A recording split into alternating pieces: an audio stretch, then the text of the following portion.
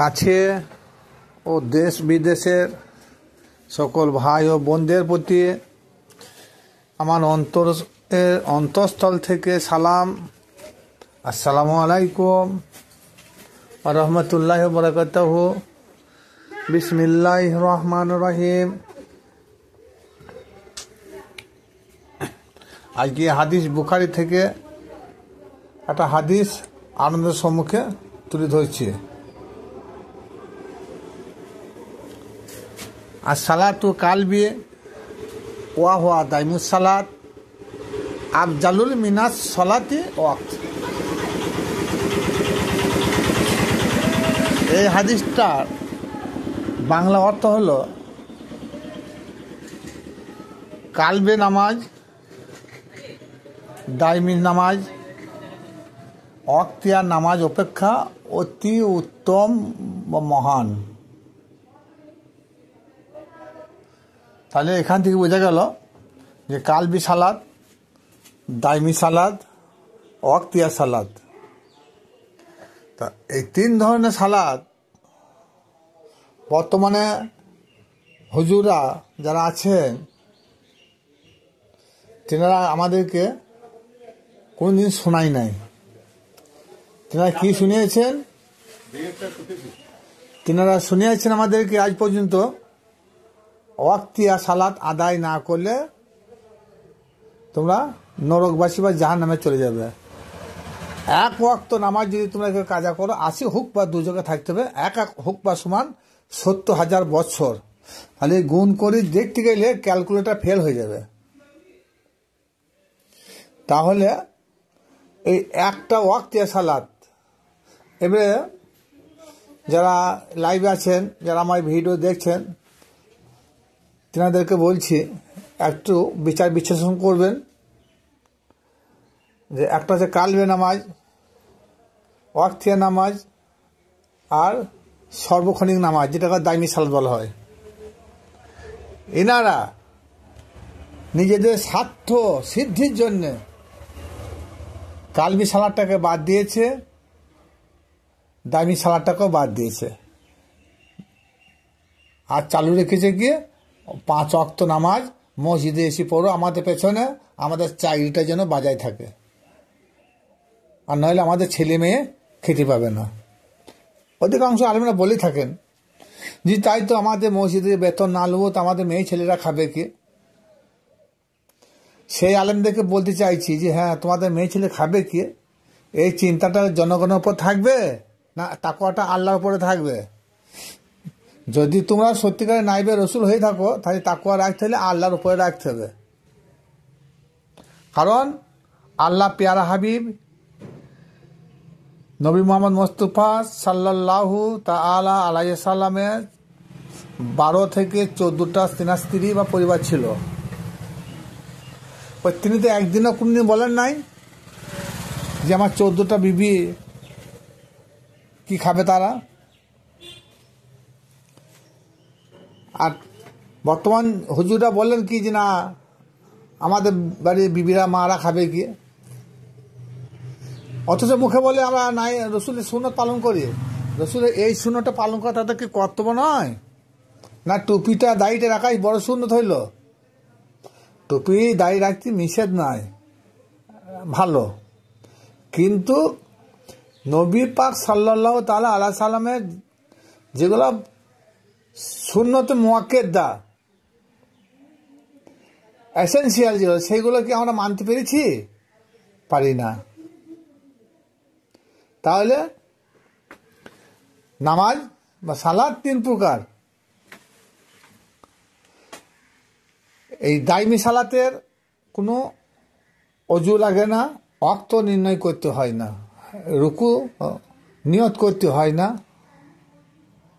রুকুতে যেতে হয় না, সিজদায় যেতে হয় না, তাশাহুদে বসতে হয় না। এ নামাজ, এ দাইমি সালাত উঠতে বসতে খেতে শুতে চলতে ফিরতে সর্বদাই সর্ব অবস্থায় এটাকে আদায় করা হয়। এই নামাজের অজু রুকু সিজদা প্রয়োজন হয় না।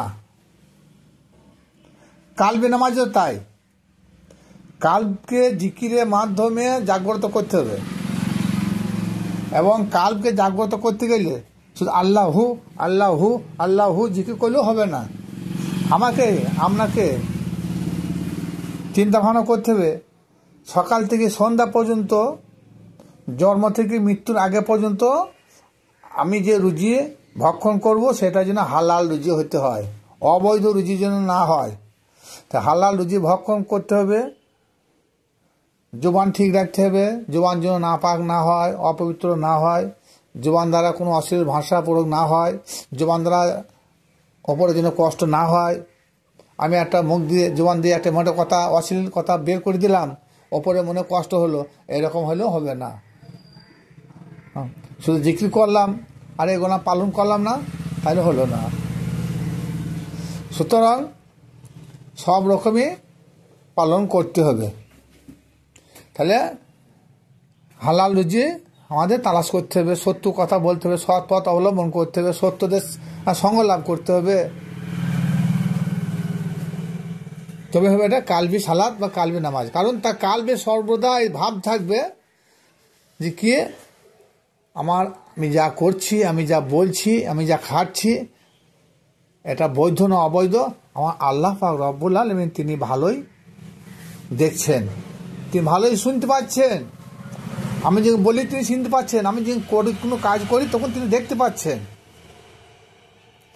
তাহলে বলার কথা তিনি শুনতে পান, করার কথা করার কাজ তিনি দেখতে পান। এই ভয়টা আমাদের মনে বা অন্তরের মধ্যে সর্বদাই থাকতে হবে। এবার আসুন ওয়াক্তিয়া নামাজ। ওয়াক্তিয়া নামাজ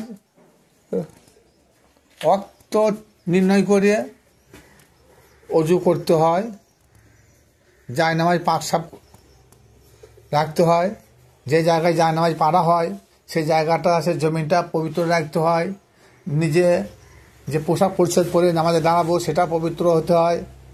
তারপরে কিয়াম অবস্থা দাঁড়াইতে হয় কাবা দিকে মুখ করে, তারপরে নিয়ত করতে হয়, তারপরে শয়তান বন্ধ করে দোয়া পড়তে হয়, তারপরে সূরা পড়ে রুকু সিজদা গিয়ে নামাজ শেষ করতে হয়। কিন্তু এই 5 ওয়াক্ত নামাজ পড়তে বড় 5-50 মিনিট সময় লাগে, বড়জন হলে 1 ঘন্টা লাগবে। কিন্তু ওই দাইমি সালাত ভীষণ কষ্টের ব্যাপার আছে। তার জন্যে ইমাম গাজালি রহমতুল্লাহ আলাইহি তিনি বলেছেন, মানুষ প্রকাশ্যে তো সুদ হারাম খাচ্ছে, এর থেকেও বড় একটা হারাম খায় মানুষ। কি জানেন? তিনি বলছেন যে প্রত্যেকটি শ্বাস প্রশ্বাসের সঙ্গে যদি আল্লাহর নাম ভুলে যাই আমরা, এটাই হলো সব থেকে বড় হারাম। কারণ তিনি বলেছেন যে প্রত্যেকটি শ্বাস প্রশ্বাসের সঙ্গে আমাদের আল্লাহু জিকিরটা আমাদের চালিয়ে যেতে হবে। আর যদি তা না হয়, যে শ্বাসটা নেব সেটা হারাম হয়ে যাবে। আর আমরা যে জন্মের পর থেকে মৃত্যুর দিন পর্যন্ত যে শ্বাস গ্রহণ করছি, ওর এটা ট্যাক্স। কারণ আমাদের যখন কারো দম কষ্ট হয়, হার্টের রোগ হয়, হাঁপানি থাকে, খুব কষ্ট হলে কী হয়, এমার্জেন্সি একটা অক্সিজেন লাগানো হয়, সে অক্সিজেনের ভাড়া পড়ে যায় কিছুক্ষণের মধ্যে 500-1000 টাকার মধ্যে পড়ে যায়। কিন্তু আমরা সেই মায়ের পেট থেকে ভূমিষ্ঠ হওয়ার পর মৃত্যুর আগের দিন পর্যন্ত কত অক্সিজেন গ্রহণ করেছি, একবারও কি আমরা চিন্তা করেছি যে এর ট্যাক্সটা লাগবে কি করে, এর ট্যাক্সটা দিতে হবে না? হ্যাঁ, অবশ্যই। তার জন্য বলা হয়েছে প্রতিটি শ্বাস প্রশ্বাসের সঙ্গে তোমার প্রভুর নাম স্মরণ করো। এটা ইমাম গাজালি তিনি কিমায়ে সাদত কিতাবে তিনি লিখেছেন। এবার আসুন, তাহলে সালাত, দামি সালাতে কষ্ট বেশি, উপকারও বেশি। আর এই দামি সালাত আল্লাহর ওলিরাই সর্বদাই করে থাকেন। কিন্তু সালাত কেউ বন্ধ করে না। কিন্তু বর্তমান হুজুররা আমাদের যে সালাতের কথা বলে, ওই সালাতে আল্লাহর নৈকট্য লাভও হবে না।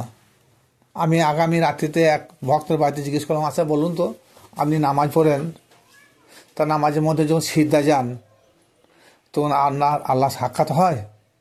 কারণ আল্লাহ তো বলেছে, আর সালাতু মিরাজুল মুমিনিন, মুমিন বান্দা যখন সালাত আদায় করবে তো তার সঙ্গে আল্লাহ মিরাজ হয়ে যাবে বা আল্লাহ দর্শন হয়ে যাবে। তাহলে আপনার কোনোদিন সালাতের মাধ্যমে আল্লাহ দর্শন হয়েছে? বুঝি না। তাহলে কি হলো?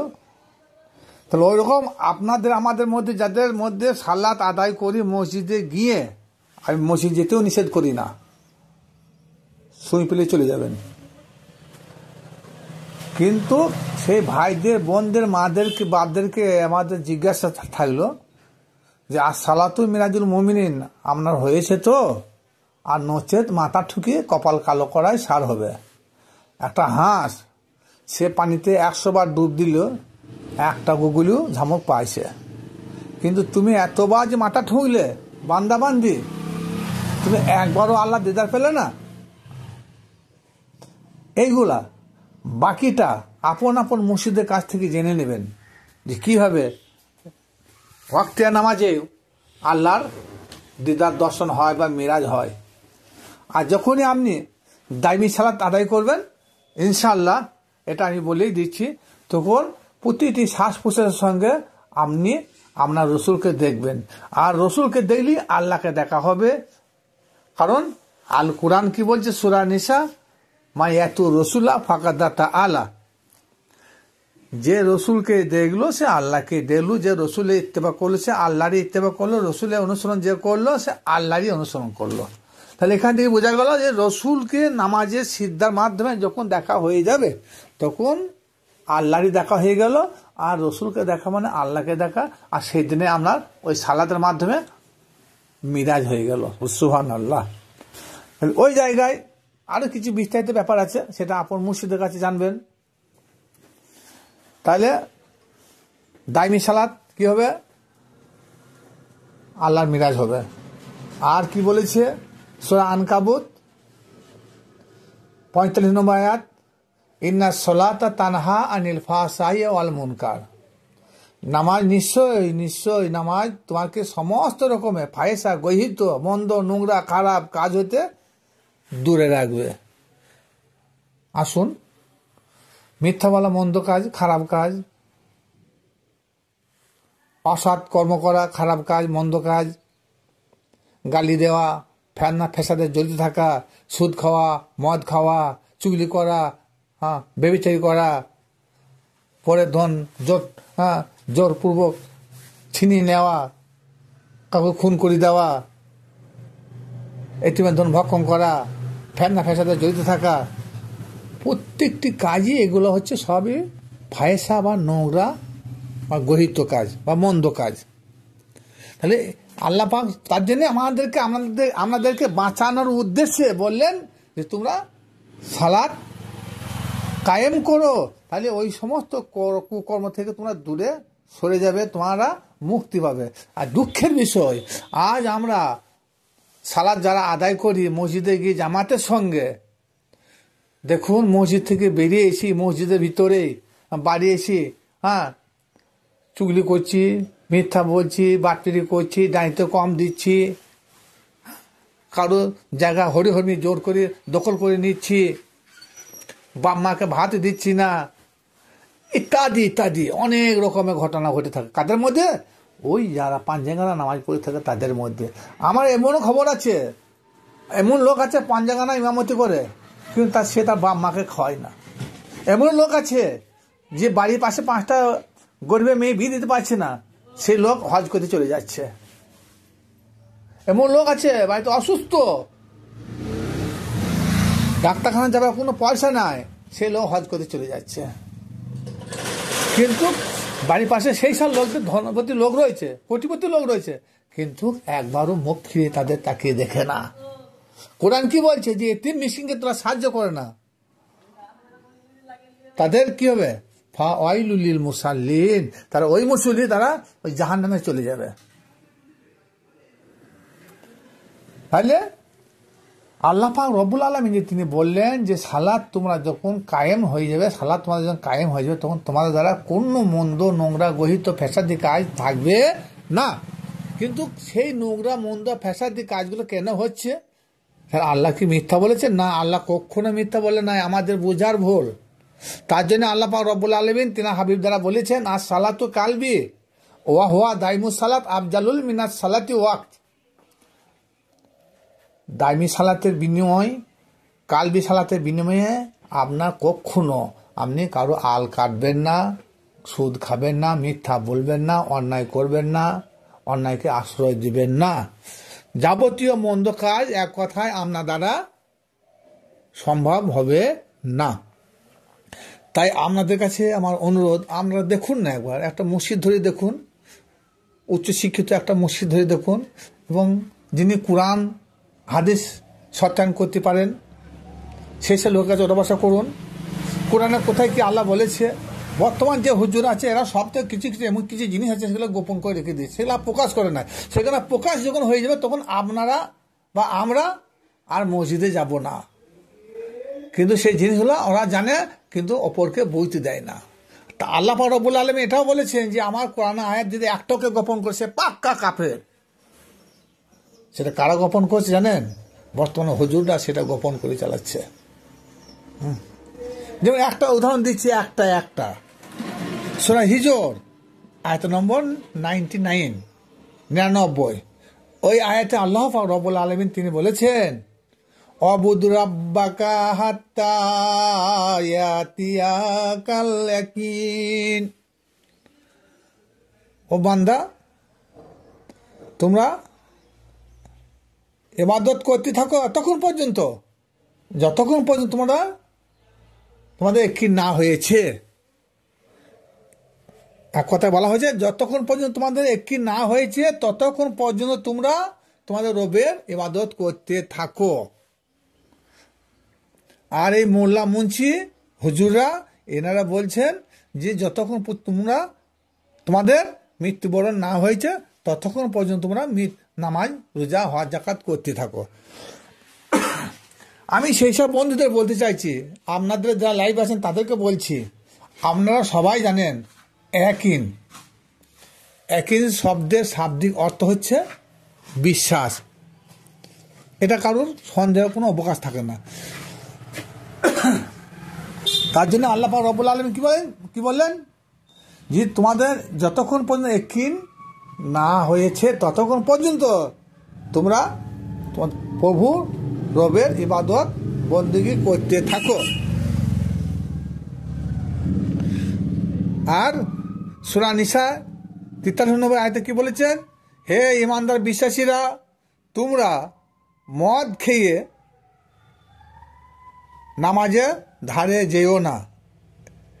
সূরা নিসা ওই আয়াতটার মধ্যে মদের কোনো উল্লেখ নাই। মদকে আরবি ভাষায় বলা আছে খামরু। তাহলে ওখানে বলা হচ্ছে ইয়া আইয়ুহাল্লাযিনা আমানু তাকরাবুস সালাতা ওয়া আনতুম সুকারা। এখানে সুকারা মোহগ্রস্ত অবস্থা, মোহ আকর্ষণ, কোন বিষয়ের প্রতি একটা আকর্ষণ, মোহ। কে দুনিয়া মোহ আছে, কে পরকালের মোহতে আছে, কে ধন দলেতে মোহতে পড়ে আছে, কে খাবার দাবারের মোহতে পড়ে আছে, কে ভালো পড়ার মোহতে পড়ে আছে, কে ভালো ইঞ্জিনিয়ার শিখবো তার মোহতে সে পড়ে আছে, কে ডাক্তার শিখবো সে তার মোহ নিয়ে পড়ে আছে। হ্যাঁ, কার জৈন মোহতে পড়ে আছে, কার হিংসা মোহতে পড়ে আছে, হ্যাঁ, কারো ধন সম্পদের মোহতে পড়ে আছে। এই মোহ, এখানে মদের যে মোহ কথা বলা হয়েছে এ কথাটা সম্পূর্ণ ভিত্তিহীন। আবার ওইখানে বলেছেন কি, যতক্ষণ পর্যন্ত তোমরা মোহগ্রস্ত থাকবে, তোমাদের হুজুর যতক্ষণ না বলেছে, যা বলেছে সব কিছুই কি হবে, যদি বুঝতে পারো তাহলে ওইখানে যাও, আর যদি বুঝতে না পারো তো নামাজের ধারের পাশে তোমরা যেও না। কিন্তু 99% লোক ইমাম সাহেব যে সূরা পড়ে, ইয়াসিন সূরা পড়ে, রহমান সূরা পড়ে, আয়াতুল কুরসি পড়ে, এগুলো মানে অধিকাংশ আলেমরাই তো জানে না, আর মুক্তাদিও তো জানবেই না। সূরা ফাতিহা মানেটাই তারা নির্ণয় করতে পারেন না। তাহলে কি হলো? নামাজের পাশে যাবেন? না কোরআন মানবেন, না মোল্লা মানবেন? মোল্লাকে যদি মানতে যান কিন্তু গুনাহগার হয়ে যাবেন, আর আল্লাহকে যদি মানেন তাহলে জান্নাতি হয়ে যাবেন। কারণ আল্লাহ বলেছে ইমাম সাহেব যাহা বলবে, তোমরা মুখে যা বলবে তাহা যদি তোমরা বুঝতে পারো তাহলে নামাজে যাও। কিন্তু যখনই বলি ইহদিনা সিরাতুল মুস্তাকিম, আমাদেরকে সোজা সরল পথে চালাও, যাদেরকে তুমি ইনাম দান করেছো সেই পথে চালাও, যাদের প্রতি তুমি গজব নাজিল করছো ওই পথে আল্লাহ গো রব্বুল আলামিন মেহেরবানি করে আমাদেরকে চালিও না, তাই করে মেহেরবানি করে ওই পথে চালাও। যাদেরকে তুমি ইনাম দিয়েছো, যাদেরকে তুমি বরকত দিয়েছো, যাদের প্রতি তুমি খুশি হয়ে গেছো, যাদের প্রতি তুমি অনুগ্রহ করেছো সেই পথে চালাও। তাহলে কি হলো? তারা কারা? নবী, রসুল, শহীদ, সিদ্দিক, নেককার বান্দা। নেককার বান্দা কি? একজন পীর ও মুর্শিদকে বোঝানো হয়েছে। কলুল জামিল কিতাবে লিখেছেন